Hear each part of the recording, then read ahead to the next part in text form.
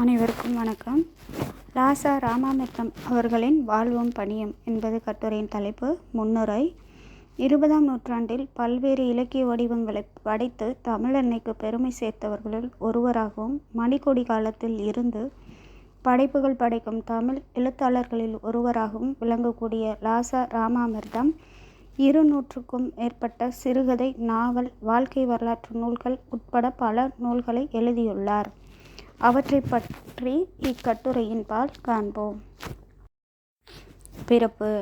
Lhasa ரா என்று அழைக்கப்பட்ட Lhasa Ramamirtham Trichy மாவட்டத்தில் உள்ள லால்குடியில் சப்த ஸ்ரீமதி ஆகியோருக்கு 1016ஆம் ஆண்டு மகனாக பிறந்தார்.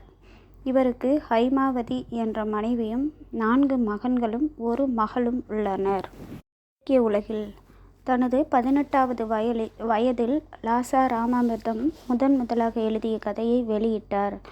ஆரம்பத்தில் சிறுகதைகள் மட்டுமே எழுதி வந்த லாசா ரா தன்னுடைய 50வது வயதில் சென்னை வாசகர் வட்டம் உதவியால் புத்ர என்ற நாவலை எழுதினார். லாசா ராவின் படைப்புகள் பல இந்திய அயல்நாட்டு மொழிகள் பலவற்றிலும் மொழியாக்கம் செய்யப்பட்டு பல இலக்கிய தொகுப்புகளில் இடம்பெற்றன. குறிப்பாக சிகாகோ பல்கலைக்கழகம் வெளியிட்ட மஹஃபில், பெங்குவின் நிறுவனத்தார் வெளியிட்ட new writing in India, check மொழியில் அவரை மொழியாக்கம் செய்த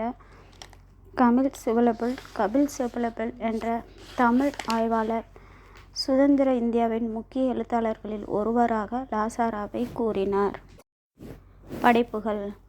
தமிழ் மொழியின் மீது அளவற்ற பற்று கொண்ட லாசா ரா சிறுகதைகள், புதினங்கள், நினைவலைகள், கட்டுரைகள் என பல நூல்களை படைத்து தமிழ்நாட்டிற்கு பெருமை சேர்த்துள்ளார்.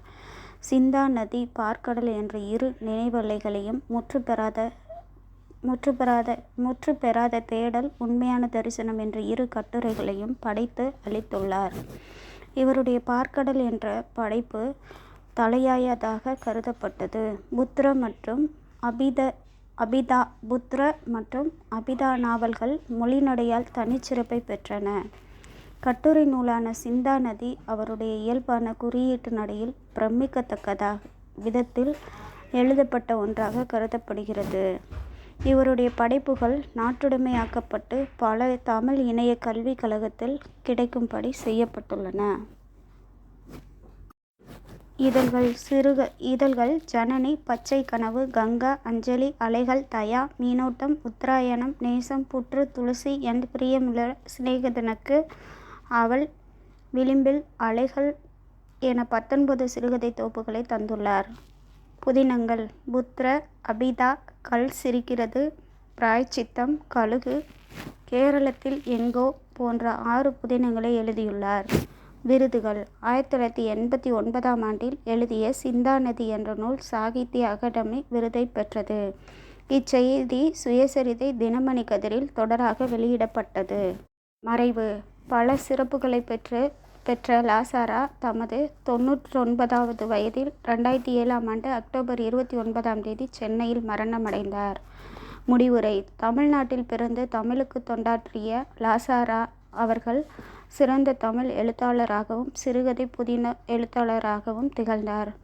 இளம் வயது முதல் எழுத்தாளராகச் சிறந்து பல துறைகளில் பல்வேறு நூல்களை படைத்து பல பாராட்டுகளை பெற்று வியந்து போற்றும் வகையில் வாழ்ந்து மறைந்தவர் என்பதை இக்கட்டுரை நன்கு விளம்பியது. நன்றி, வணக்கம்.